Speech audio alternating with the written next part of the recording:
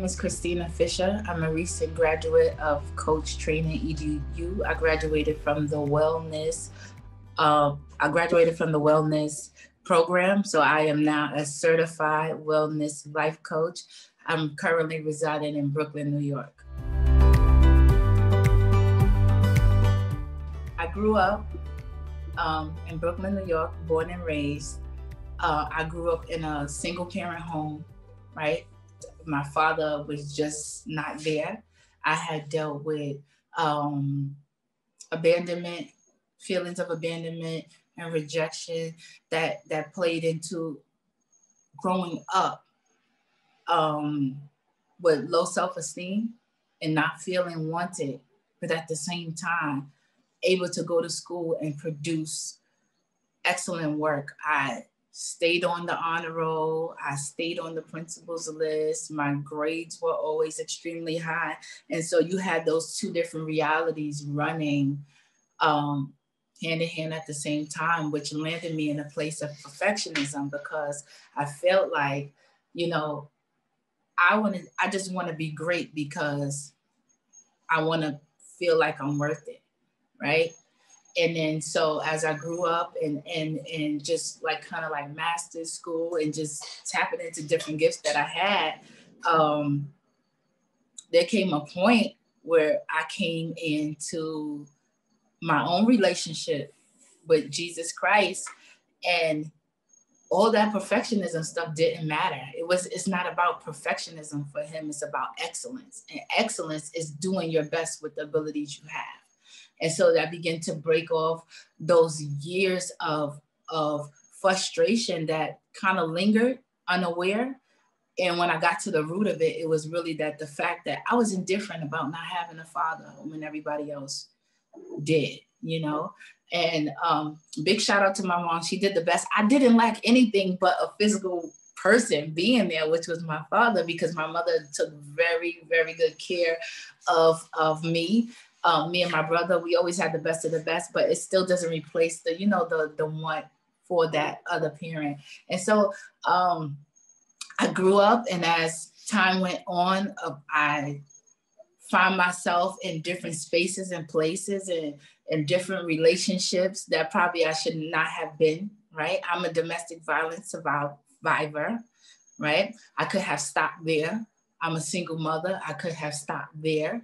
Right? But at the same time, I'm also, right, victorious. I also have been inducted to the largest honor society. I'm also an amazing mom, right? I'm also a dope life coach, right? I'm also, it's so many commas. So when I think about my story, it would just be my name and a comma. That's when I think about my story. And so my story right now in this moment from where I've been up until this current point is telling people that don't quit, because there's a comma. If you press in, you'll find that comma. You'll find that greatness on the inside, in spite of what life may have looked like for you. It don't have to end that way. And so that's my story.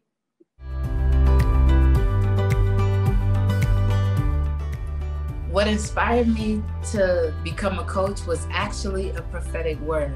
So last year, December, I was home and I gathered with some friends of mine because some of us were going to be in Chicago and the rest of us were going to be in New York. And so we wanted to kind of pray and cover one another as we go into the new year. And since we weren't all going to be together, we just came together for prayer. And as we began to pray, the prophetic started to flow. And one of my friends, who's a prophet, said that the Lord told me to go, was telling me to go and get my certification in life coaching. At the time, I was like, okay, because my background is law. I work in the field of law. I'm an investigator. So I'm like, okay, but I heeded the word and here I am.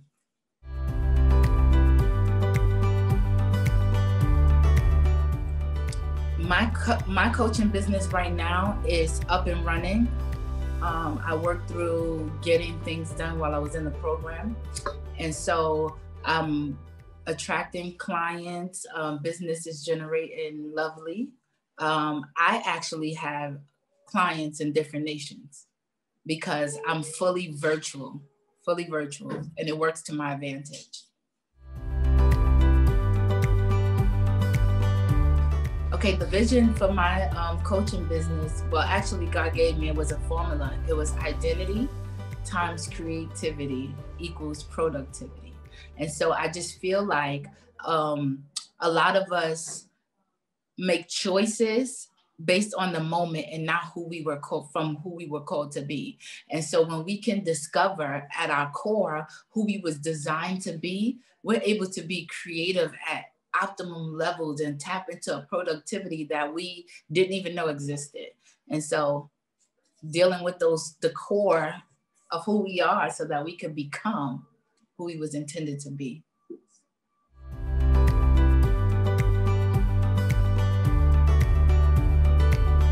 The advice I would give someone wanting to become a coach is, I would say, make sure that your heart is in it, right? And I would tell them to don't get into this field for the money, the potential money that you can make. Get into this field because you want to make a difference. Being a coach, even when you look at it from an athletic standpoint, the coach has to have a level of wisdom, a level of understanding, a level of empathy to be able to impart to the players, right? At the same time, keep the players on track with the goal. And so you can't come into this looking at your clients as dollar signs. You have to look at them as people with real life stories that need your help. Because I feel like coaching, because it's not widely, I wouldn't say widely known, but I don't think people like typically automatically say, oh, I'm going to get a coach. Most times people want a therapist, right? Because sometimes people don't even know that we exist. And so I would say to someone wanting to be a coach that the money will come. Get into it because your heart is in it, because that's when you change lives.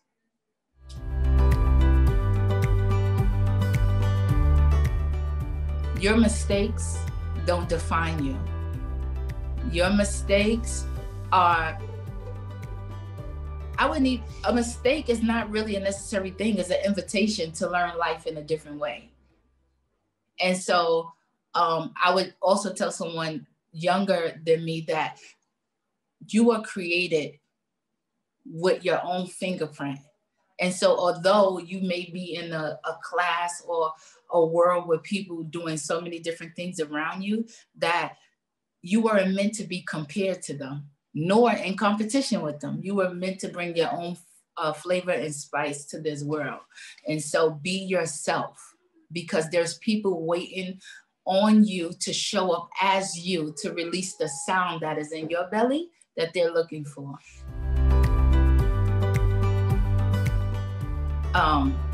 That I'm standing in the middle of somebody in a life decision, right? When I think of coaching, a life coach, I literally think of a midwife, right? I'm not doing the work for you, but I'm telling you when to push, right? And so I think coaching me, it's an honor to be a coach, you know? It means so much to me because you get to come alongside amazing people, and as they journey with you through sessions, they become even more aware of how amazing they are. And it's just an honor to see people become. Coaching has changed my life because before I even came into coaching, through the program, I realized that I've been doing coaching unaware. But with having the program and getting the structure, now I know that coaching has taken a lot of burden off of me, because I'm not having to figure it out for somebody. They're coming into their own learning. And so I think that was the game changer for me. That's it. I got a lot of rest now.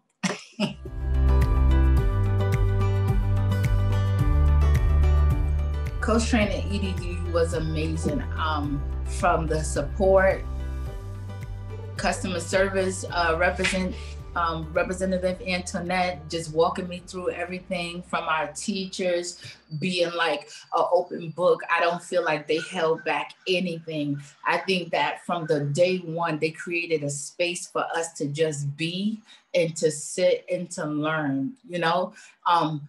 It was easy. It made it easy for me to show up, because sometimes when you got a lot of stuff going on, especially in the middle of a pandemic, you got all these things going on, you have life happening to you and around you, and to be able to come into a safe place and say, you know what, I'm showing up to learn and actually get quality, actually come into sessions and learn information that changes you first. And now you're able to funnel that to another person.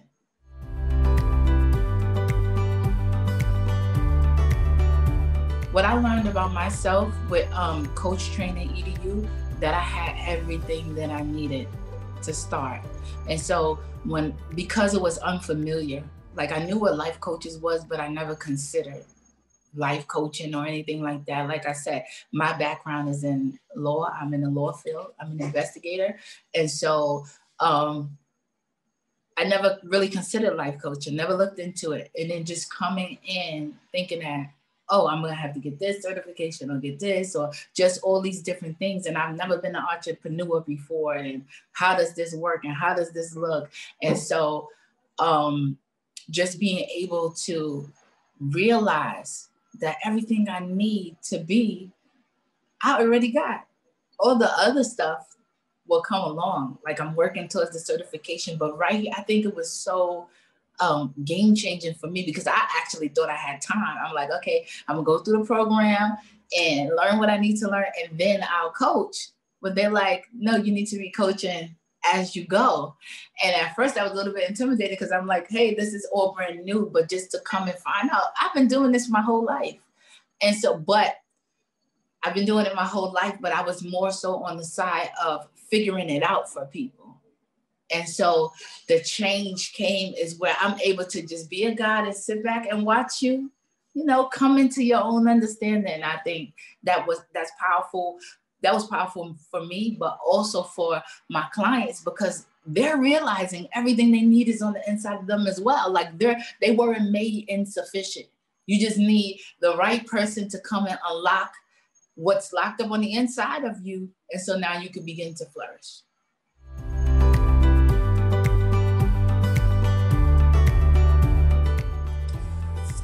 Coaching EDU, first and foremost, helped me to get a business, because like I said, I never even considered entrepreneurship in addition to what I do.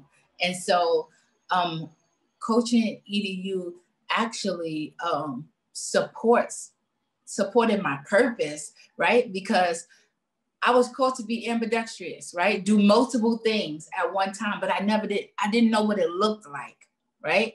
And so being able to flourish in my 9-to-5 workspace, and then able to come and now be an entrepreneur, starting up a new business, coming into language and stuff that I didn't know or had before, it was just amazing. And so just to be told, listen, you got to start coaching and then you got to charge for it.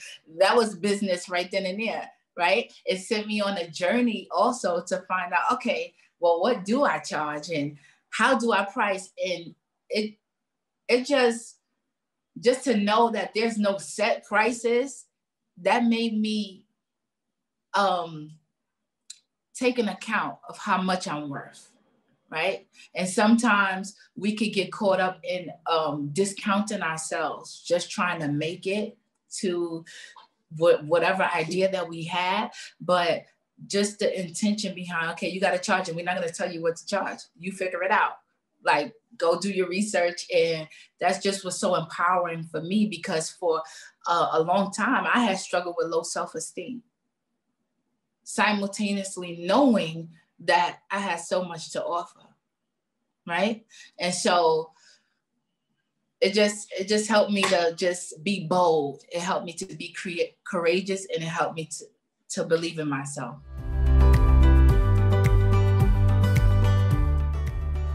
Oh, wow. I have a couple of people that has been and is my biggest influence. My grandmother, my mother's mother, she played a major part in raising me, helping my mother raise me.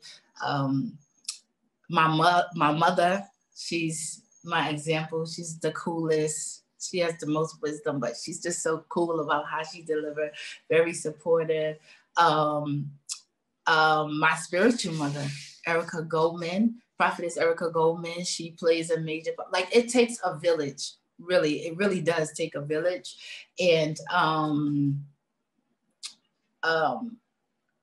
one of my biggest influences is my son. He's an amazing kid. I'm talking about God just knew what he was giving me. He knew what I needed, because he keeps me going. He keeps me grounded. He keeps me looking towards the future, and just he's just a gentle reminder daily that there's so much more, and there's so much adventure out there, you know.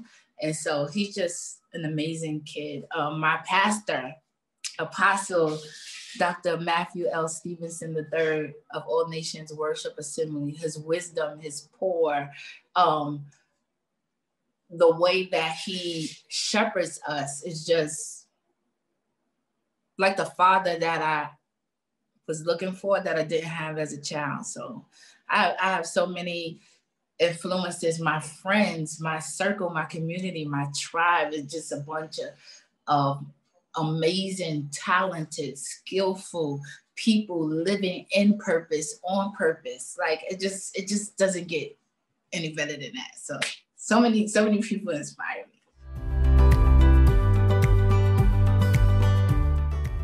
I would say my professor, his name was Mr. Jim. He taught a lot of the lower concentrated classes, and he influenced me the most because he was really old. He was really old, and he was still like, he was old, but he was so youthful. And I think just being around the college kids probably like contributed to that.